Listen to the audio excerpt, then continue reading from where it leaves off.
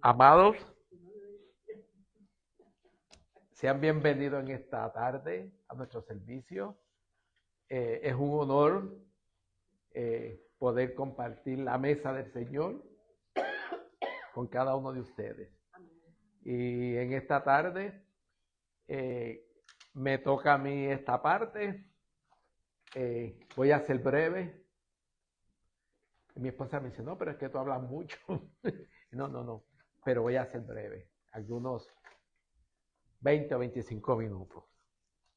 Pero espero que la palabra haga hueco en sus corazones. Y pensando,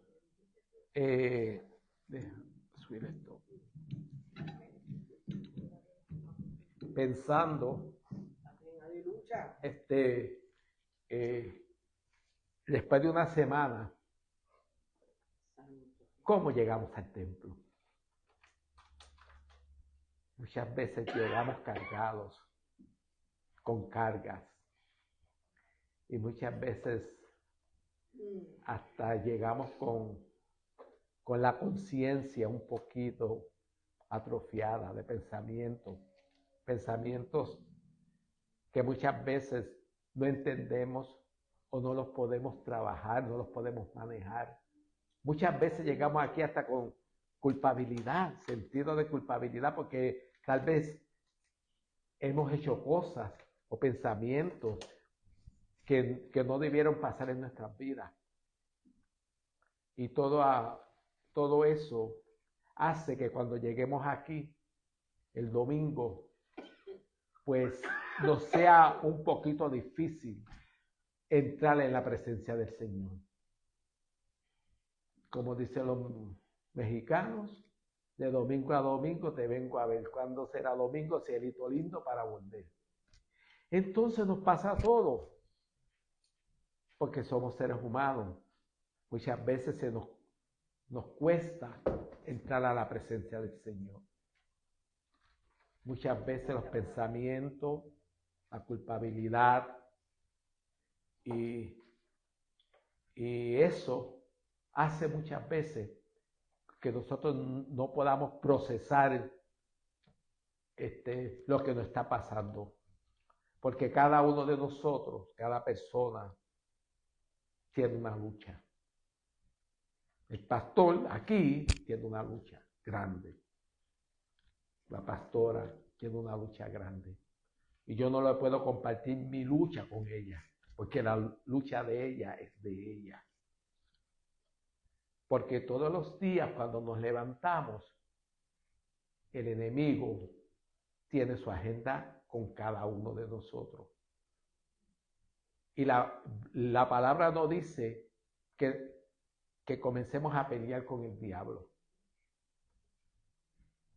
Resistirlo. Resistir al diablo.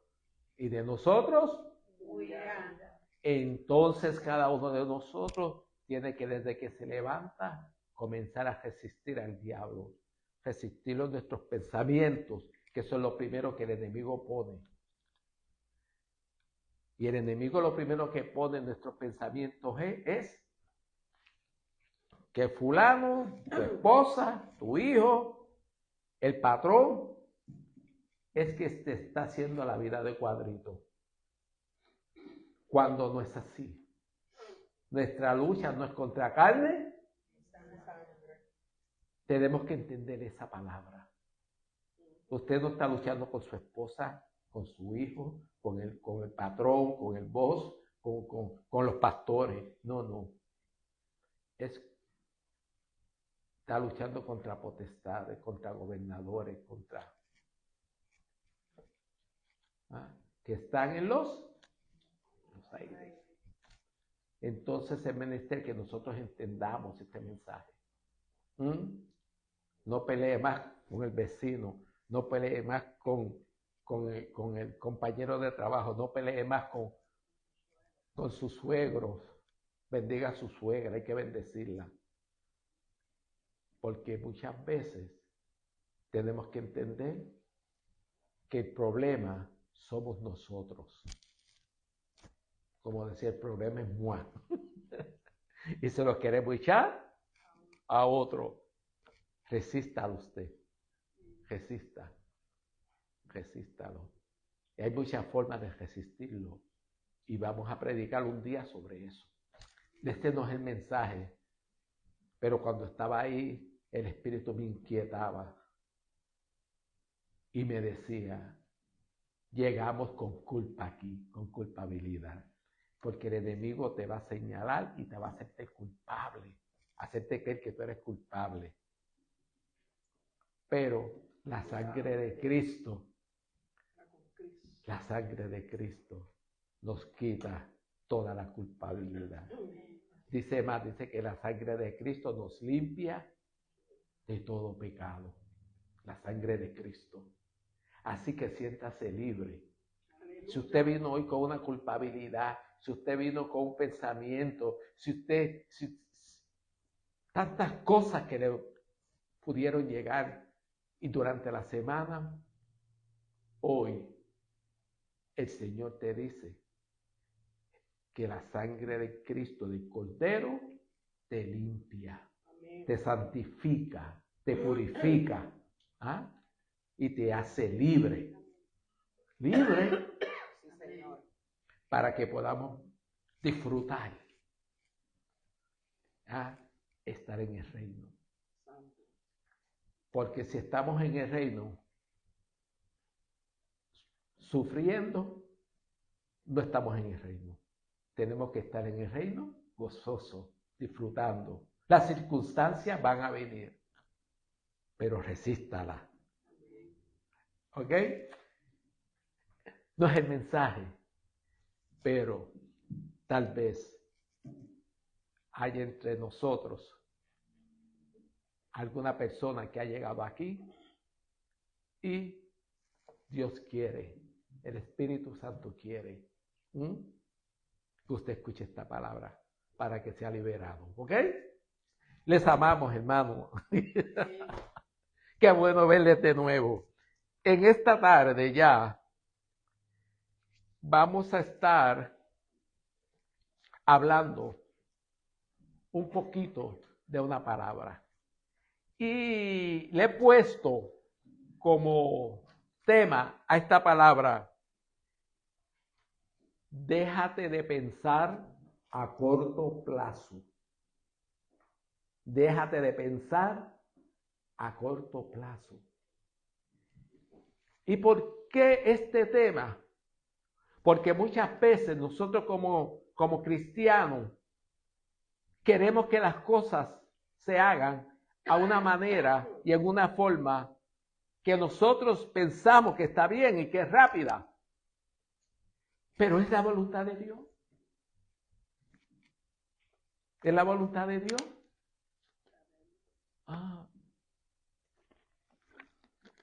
El hecho de que yo piense, el hecho de que yo piense, no, ahora yo soy el pastor y esto es así, y es ahora.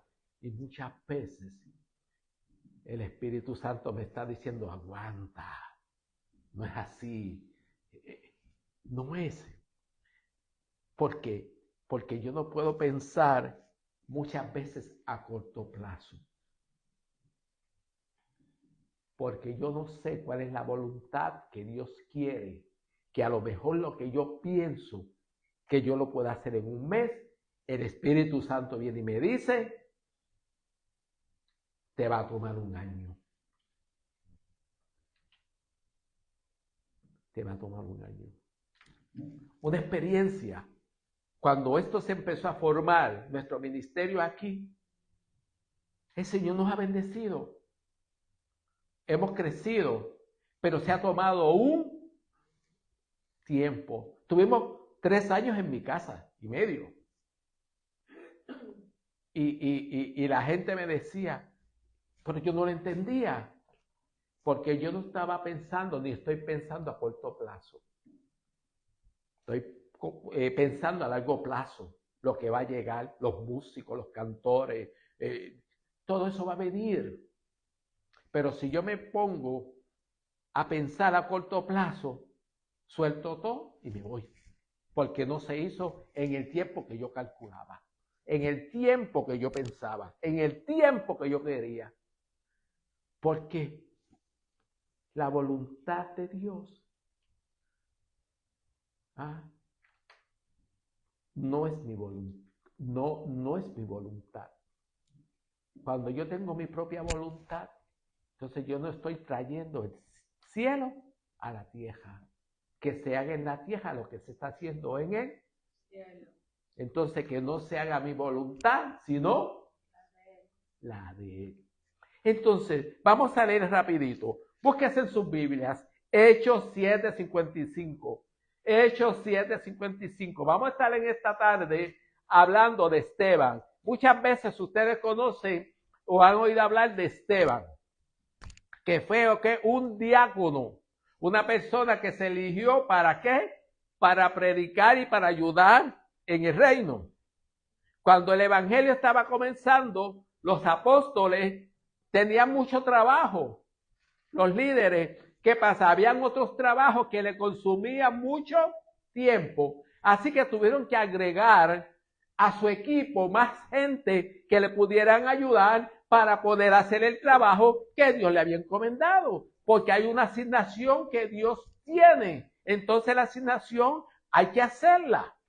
Por lo tanto, Esteban fue uno de esos elegidos para formar ese equipo que se necesitaba en aquel momento específico, que se necesitaba para hacer lo que Dios había ordenado, lo que Jesús dijo antes de irse: ir por todo el mundo y predicar el evangelio y hacer discípulos. Entonces ya Jesús se había ido, pero quedaron los apóstoles, quedaron sus discípulos, y ellos tenían que hacer esa labor que fue encomendada ya en Marcos. En el libro de Marcos lo dice en el libro de Juan, lo dice en el libro de Mateo. Entonces ellos tenían que hacer la asignación que Jesús le había asignado. Y le dijo: y le voy a dejar el Espíritu y yo me tengo que ir. ¿Por qué? Porque si yo me voy, el Espíritu Santo no puede venir. Y el Espíritu Santo entonces viene a cumplir la función más grande que ha habido en el planeta Tierra. ¿Y cuál es esa? Que parte de Dios, cuando digo Dios, Padre, Hijo y Espíritu Santo, more en cada uno de nosotros. ¿Usted se cree que eso es poco? Porque mientras tanto, mientras Jesús estaba en la tierra, todavía el Espíritu Santo no se había manifestado. Ni en el Antiguo Testamento el Espíritu Santo estaba, pero no se había manifestado todavía, porque había un propósito, había una asignación, que tan pronto Jesús ascendiera al cielo, iba a enviar un consolador, y el Espíritu Santo, porque Jesús, cuando estuvo en la tierra, no podía meterse en cada corazón de las personas, porque Jesús estaba como usted y como yo, en vivo y a todo color, en carne. Pero sin embargo el Espíritu Santo podía morar en cada uno de nosotros. Y eso no es poca cosa. Eso es el milagro, uno de los milagros más grandes, después que Jesús dio su vida en la cruz del Calvario, que murió allí para salvarnos. Después de eso, de esa manifestación del Espíritu Santo en nosotros, es lo más grande también que ha pasado. ¿Usted había pensado eso? El valor, lo que usted y yo tenemos dentro, lo que usted y yo poseemos, esa herencia que tenemos dentro del Espíritu Santo, que eso no es cualquier cosa. No todo el mundo puede decir. Hay mucha gente que dice que vive por ahí, pero que no, el Espíritu Santo no mora en ellos, y mora en usted y en mí. ¿Usted había pensado eso alguna vez? el valor, la cosa tan grande que nosotros poseemos, la herencia tan grande que nosotros tenemos. Y muchas veces la ponemos tanto en juego. Por estar escuchando y creyendo y acostumbrándonos a las cosas de este siglo. Cuando la Biblia nos dice en Romanos 12 que no os conforméis en este siglo.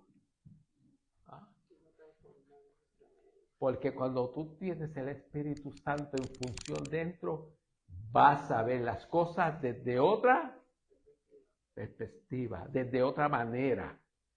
Entonces, vámonos a esto aquí, a Esteban. Dice en Hechos 7:55. Pero Esteban, ¿lleno de qué? El Espíritu Santo. Puesto los ojos en los Cielo. En los Cielo. vio la gloria de Dios y a Jesús.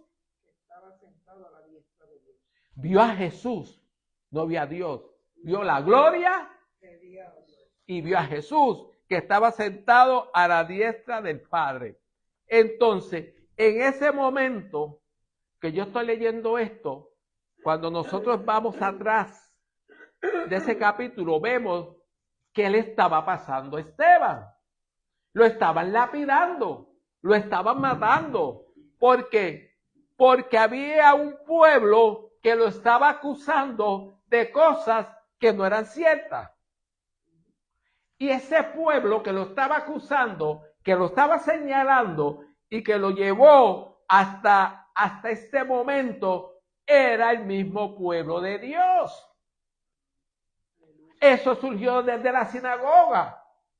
Entonces él estaba predicando y le estaba mencionando de todo lo que Dios había hecho en el Antiguo Testamento desde que Dios llamó a Abraham. Le estaba dando una carta, le estaba diciendo, mira, esto pasó así. En Hechos 7, usted lo puede leer, usted lo puede buscar, cuando le decía y le nombraba de todas las cosas que había hecho Dios en el Antiguo Testamento, desde Abraham, le dijo desde Jacob, las 12 tribus, desde Moisés, le estaba explicando todo lo que Dios había hecho, pero el pueblo judío tenía una mentalidad judía, tenía una mentalidad que no creían que Cristo era el Hijo de Dios, que era el Mesías, que era Emmanuel. El pueblo no fueron los romanos, no fueron los de Grecia, no, fueron la gente que estaba en la sinagoga, los que comprendían, los que habían leído la Torá, los que sabían, los que habían visto que sí, que había ocurrido algo, un evento, que nació alguien y que vino una luz. Todo eso se comentaba, pero ellos no querían de ninguna forma aceptar que Jesucristo había nacido. Por lo tanto, le dijeron, fueron ante el sacerdote y le dijeron que este señor Esteban estaba hablando cosas en contra de la ley, en contra de Moisés y de los profetas. Y eso le costó la vida ¿a quién? Esteban. Le costó la vida a Esteban. Pero eso nosotros lo pasamos. Pues bueno, está bien. Fue el primer mártir. Fue. Y en ese momento de su vida tan difícil, dice que Esteban estaba lleno del Espíritu Santo. Y en esa llenura del Espíritu Santo miró a los cielos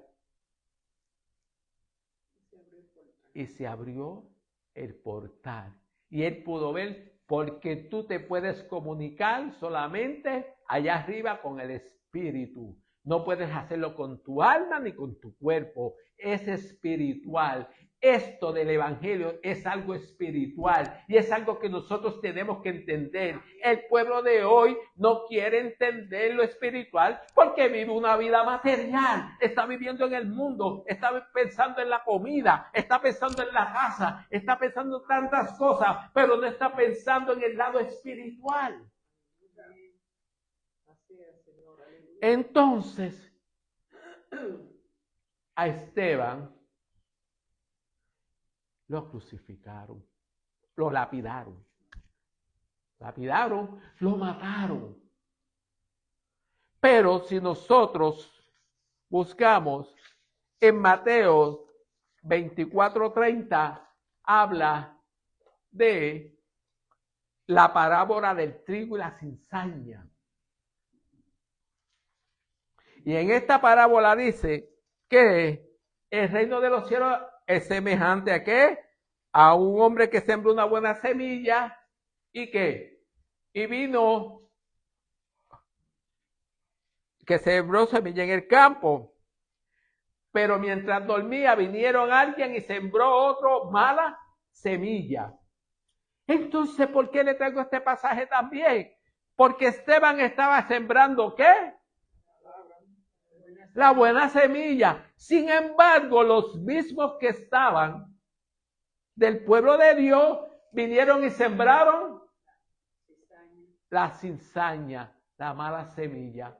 ¿Y cuánta gente nosotros no tenemos muchas veces en la comunidad de fe, en los templos cristianos sembrando la mala semilla? Entonces, ¿qué pasa con vos? ¿Qué pasa con vosotros? Como dice la palabra. Que entonces yo no puedo arrancar la cizaña.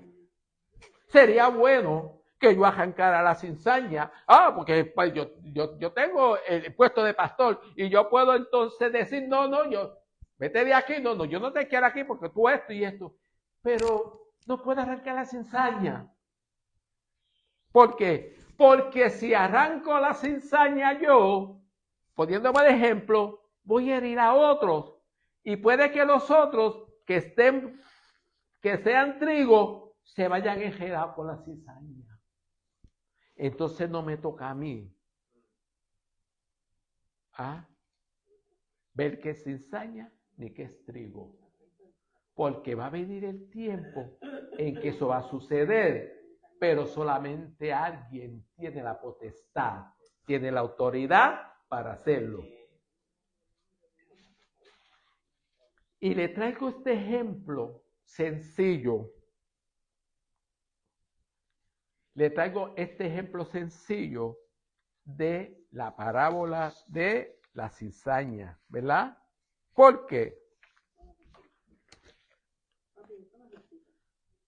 ¿Qué? 24:30. Dice otra cosa. 13:24. ¿Y qué yo dije? 24:30. No, yo dije Mateo 13 del 24 al 30. ¿No es eso? No, es pues 13 del 24 al 30. Es Mateo, el capítulo es 13 y los versículos del 24 al 30. Para que veas que estoy pendiente. No, perdona, pero yo creía que lo había dicho. Y mire, yo lo tengo aquí, mira, clarito. Aleluya. Y bien grande. Mira que no tengo donde usar los espejuelos. Ajá. Entonces,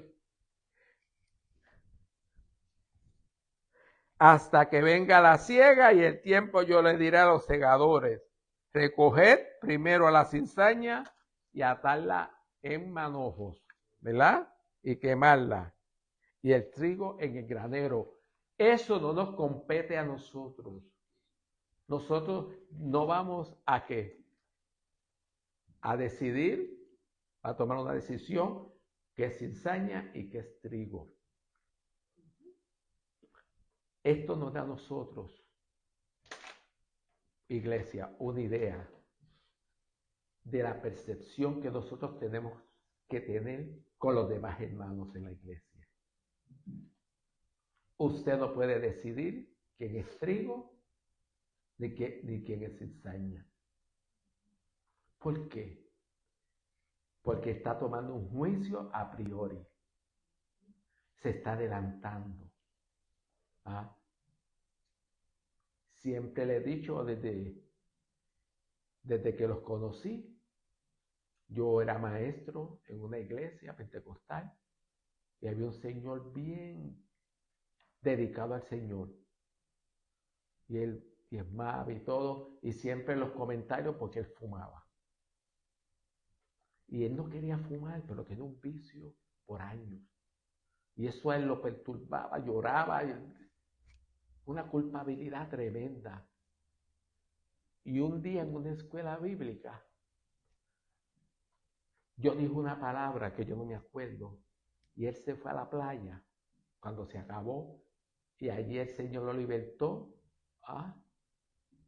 y lo bautizó en Espíritu Santo en las lenguas. Sé que la playa él solo. Él siempre andaba en bicicleta, y cuando él llegó a la casa, esa tarde no había que lo resistiera en la casa. Está loco, se puso loco. Los hijos no eran cristianos. Este perdió la mente y por la noche fue a la iglesia porque los domingos había que ir 2 veces. Y desde que llegó a la iglesia no se contenía. Eso era hablando lengua y eso era... Y no podía hablar. Él mismo no podía contar su testimonio, lo que Dios había hecho. Y después siguió yendo por 2 años a la iglesia como nunca. Él no se callaba, a todo el mundo le hablaba. Eso era Y a los 2 años Dios se lo llevó. ¿Me entiende? Todo el mundo sabía que él fumaba. Y los comentarios. Pero tú no puedes trabajar a corto plazo. No puedes tomar una decisión con nadie, si es cizaña o si es trigo, para evitarnos muchas situaciones en la iglesia. Porque también le digo esto, porque Esteban lo señalaron injustamente. Y lo mataron injustamente por los comentarios, por el cotilleo. Y uno no sabe lo que Dios está haciendo. Pero ahora usted me dice, pero pastor, pero si él vio a los cielos y vio a Jesús y estaba Jesús viéndolo, ¿por qué Jesús no hizo nada? Mientras lo estaban allí lapidando, mientras lo estaban matando, y Jesús lo vio desde los cielos y lo dejó. Y yo pensando entre mí, ¿por qué Jesús no mandó fuego y los mató a todos? ¿Por qué Jesús no abrió la tierra y que se los tragara en ese momento? Porque Jesús no hizo nada. ¿Usted había pensado en eso? Si él dice que él miró y vio a Jesús y Jesús lo estaba viendo. Cuando Jesús estaba en su ministerio en la tierra, no dice en ningún momento que Esteban anduvo con Jesús. No hay registros en la Biblia. A lo mejor coincidieron, a lo mejor Esteban lo siguió, pero en la Biblia no lo dice. Por lo tanto, no había ningún tipo en la Biblia que me diga que ellos intimaron, que ellos se conocieron, que ellos caminaron juntos. En la Biblia no me dice eso. Pero sí me dice ahora que fue escogido como diácono para predicar también. Y también me dice en la palabra del Señor que cuando pasó lo que le pasó, él vio a Jesús sentado a la diestra del Padre y el de gloria y Jesús lo estaba viendo. Sin embargo, Jesús no hizo nada.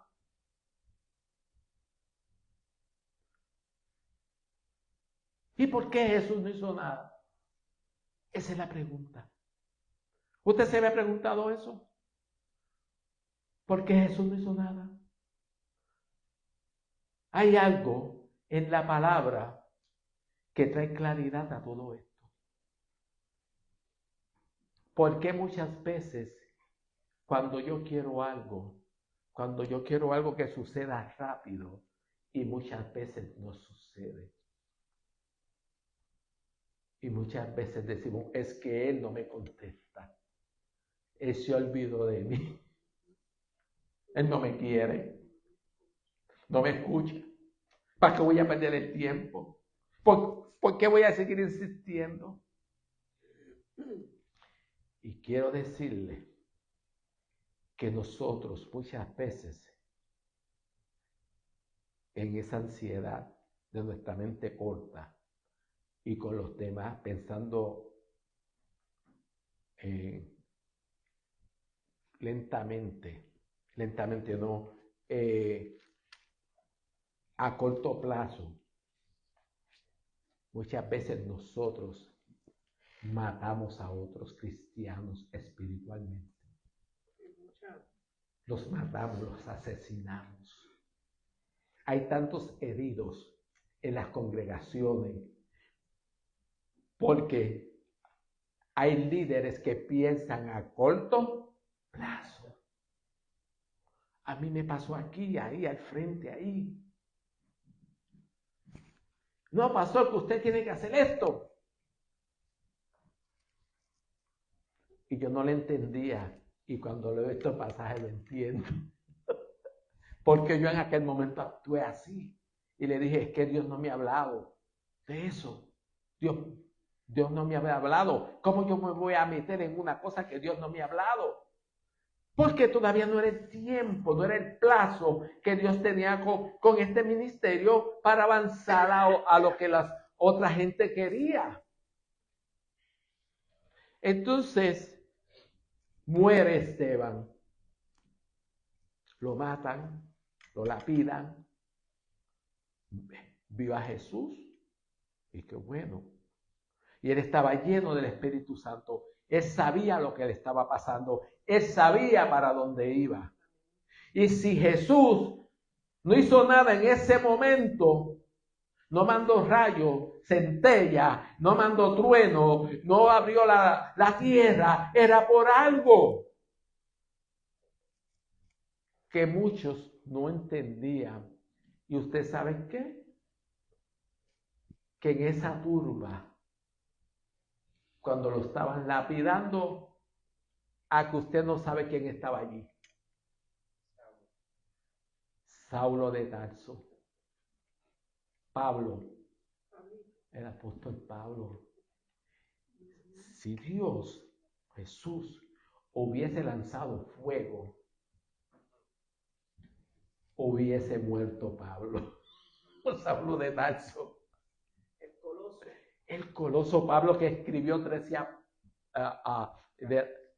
las cartas, que son 13 cartas paulinas. Y un hombre que le dio al evangelio, le dio una forma espiritualmente de lo que Jesús había plasmado. Entonces, si en ese momento lo que yo quería que pasara, ¿no? Cuando usted tiene coraje, cuando usted dice, no, que se los trague a toque. Amado, cuidado. Cuidado. Cuidado. ¿Cuáles son sus peticiones? Porque si yo quiero que las cosas a mi voluntad a corto plazo sucedan, a lo mejor no estoy en el plan de Dios, en la agenda de Dios, en la voluntad de Dios. Estoy entonces actuando en mi propia voluntad. Porque para que alguien pueda crecer, también tiene que tener espacio, tiene que tener su tiempo. Los grandes gente de la Biblia no nacieron y rápido estaban en plataforma. A Jesús le tomó tiempo. Le tomó tiempo. A Pablo le tomó tiempo. Un hombre inteligente, bien estudiado.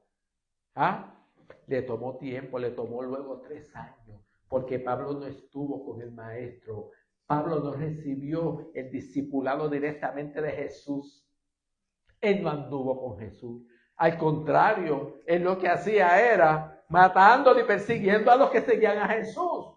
Pero la historia de Pablo ya Jesús le estaba escribiendo y no podía permitir que nadie cogiera y viniera a interceptar o romper la historia que él tenía con Pablo. Y lo que le quiero decir en esta tarde es que hay una historia para cada uno de ustedes. Hay una historia para mí también. Hay una historia que nadie debe de venir a romper o a destruir. Por lo tanto, amados, cuidémonos de nuestras acusaciones, de nuestros señalamientos. Cuidémonos, amados. Cuidémonos. La cizaña va a estar, sí.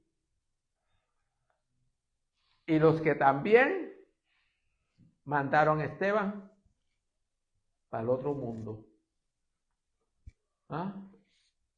Pero si Jesús no actuó, era porque estaba escribiendo una historia, algo que iba a bendecir a muchas generaciones.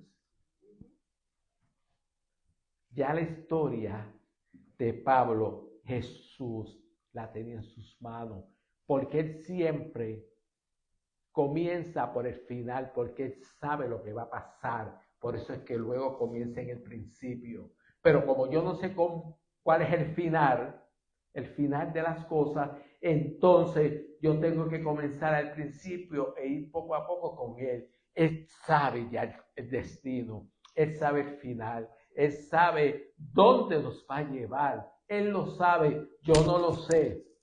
Pero en fe, yo le creo a él.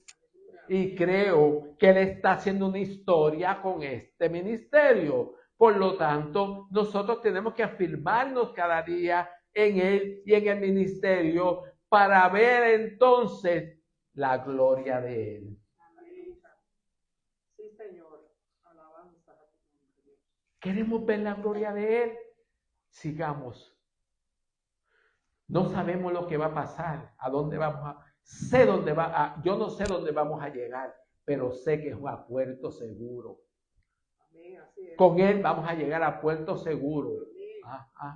No se trata de muchos, se trata de calidad. Se trata de los que estemos aquí, sepamos lo que estamos haciendo por fe. Yo tengo la fe de que esto va a llegar. A lo mejor ya yo no estoy vivo.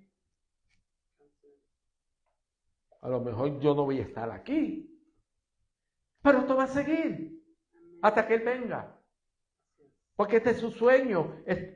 La iglesia es de él. Y como la iglesia es de él, él siempre va a pensar a largo plazo. Y él ya buscará y traerá a los que van a suceder, a los que van a seguir, a los que él lo va a hacer. Y cada vez que se presente uno, no, que esto es así ahora y ahora, negativo. ¿Qué dice un adagio un decir de los pastores? Cualquier cosa, vamos a orar. Cuando tu pastor te dice a ti, vamos a orar, te está diciendo, mira, cógelo suave, no es por ahí, con calma, detente. Cuando el pastor te diga, no, vamos a orar, entiéndalo, desde ahora, se lo estoy diciendo con amor, por no decirle, Señor, mira el fuego y liquídalo. Sácalo del camino, que me tiene una piedra en el zapato y no me deja caminar. Pero Pero sí, amados, Santo. en esta tarde ya Pablo estaba de acuerdo con que mataran a Esteban. Hechos 8:1. Hechos 8:1. Y Saulo consentía en su muerte. Saulo. Entonces, en aquel día hubo una gran persecución contra la iglesia que estaba en Jerusalén y todos fueron esparcidos por las tierras de Judea y de Samaria. Y Saulo y Saulo asolaba la iglesia y entrando casa por casa arrastraba a hombres y a mujeres y los entregaba en la cárcel. Entonces, me dice a mí la Biblia que Saulo, todavía no se llamaba Pablo, Saulo consentía en la muerte de Esteban.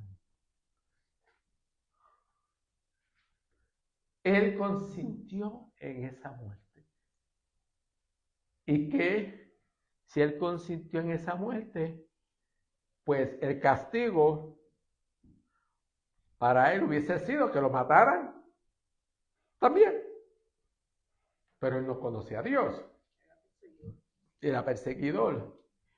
Pero Dios tenía otros planes con él. Dios tenía otros planes con él. Iba a escribir una historia con él. Así que no importa la persona que entre por esa puerta, usted no sabe los planes que Dios tenga con él. Nosotros estamos aquí como pastores para dirigirlo, para enseñarle, para capacitarle. Pero el plan que Dios tiene con cada uno de ustedes, el propósito, se va a cumplir. Créalo o no, se va a cumplir. Se va a cumplir. Pero para que ese propósito se cumpla, muchas veces no nos van a matar como Esteban, pero muchas veces vamos a pasar persecución. Yo le decía hoy a mi esposa, no es fácil sacar de la mente del ser humano o del disco duro información que le han metido para poner otra información verídica, la verdad. Porque en muchos ministerios o en muchos sitios han distorsionado la palabra y nos han hecho creer muchas cosas que no son. Y eso sacar, esa informática, cuando usted la tiene en el disco duro, cuando digo el disco duro, ya lo pasaron de su mente y lo tienen inside. Es difícil. Solamente trayendo la verdad a su vida y orando se puede sacar toda esa información y discipulándole, enseñándole la verdad. Jesús dice, yo soy el camino, nadie viene al Padre. Cuando Jesús habla estas palabras que las dice él textualmente, él no está hablando de nada del Antiguo Testamento del pueblo judío. Él está hablando de nosotros los gentiles, el pueblo que él vino con su sangre a rescatar. Por lo tanto, el pueblo de Dios no es un pueblo mesiánico. Nosotros somos civiles, el pueblo gentil, que fuimos rescatados por su sangre. Y por eso tenemos que entender que si hay cosas en nuestro interior, dentro de nosotros, que no está de acuerdo con eso, hay que comenzar a sacar toda esa información. Limpiar ese disco, actualizarlo, para ver dónde estamos. Y para eso es la palabra. Redarguye. Y la palabra muchas veces no nos gusta, porque es una espada de dos filos y está y comienza a sacar del consciente y del inconsciente de nosotros cosas. A sacar. Y duele, molesta. No es fácil. Pero dice la palabra que con su aceite hay un ungüento.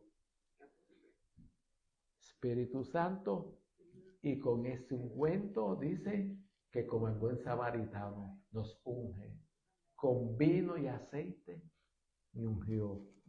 Así es que, amados, acuérdese de esto. Piense en el reino a largo plazo. No podemos pensar a corto plazo, porque esto es de generación en generación. Y muchas veces la prisa, la ansiedad y queremos todo de microondas. En el Evangelio no se menciona el microondas para nada. Y como dijo un buen cantante puertorriqueño, despacito, despacito. Vamos a cogerlo. Sí. Eso no quiere decir que nos vamos a dormir en los laureles. No. No se trata de eso. Se trata de ver al reino, siempre mirarlo a largo plazo. Mirar al reino de generación en generación. Porque 2000 años atrás, y mira dónde estamos ahora, esto ha sido de generación en generación. Y no sabemos cuándo. Él va a volver, pero Él no me dijo cuándo. Yo lo estoy esperando. Pero si Él no avanza, yo me voy con Él. Adelante y me voy. Mi esposa no quiere, pero es así. Así que en esta tarde, esa es la enseñanza. No cometamos el error de pensar a corto plazo. Levántese. No cometamos ese error. Porque si no,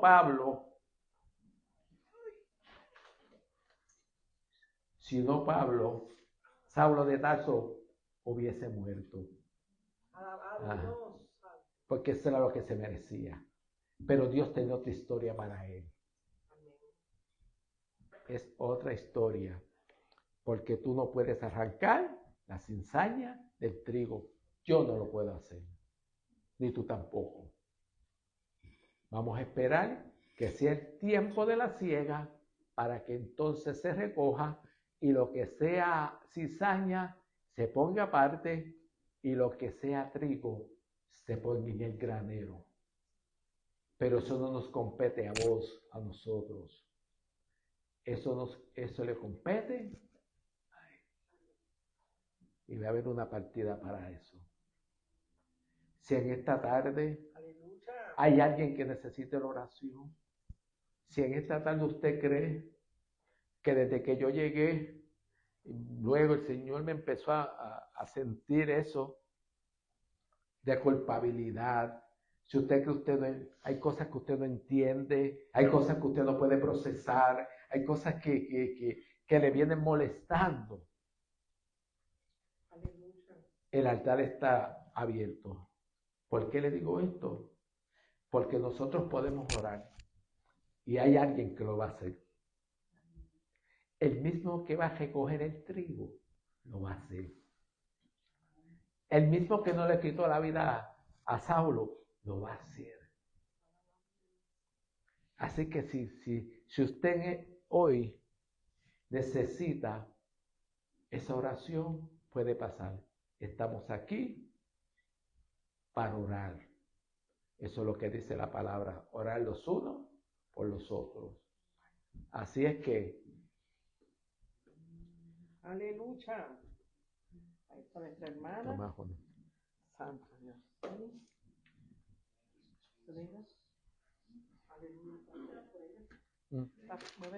Mira, si no, nos despedimos. Sí. Nos despedimos de las redes sociales, estamos, ¿verdad?, más que agradecidos de que se hayan conectado con nosotros y nos veremos el próximo domingo. Que tengan una semana más que bendecida en el Señor. Amén.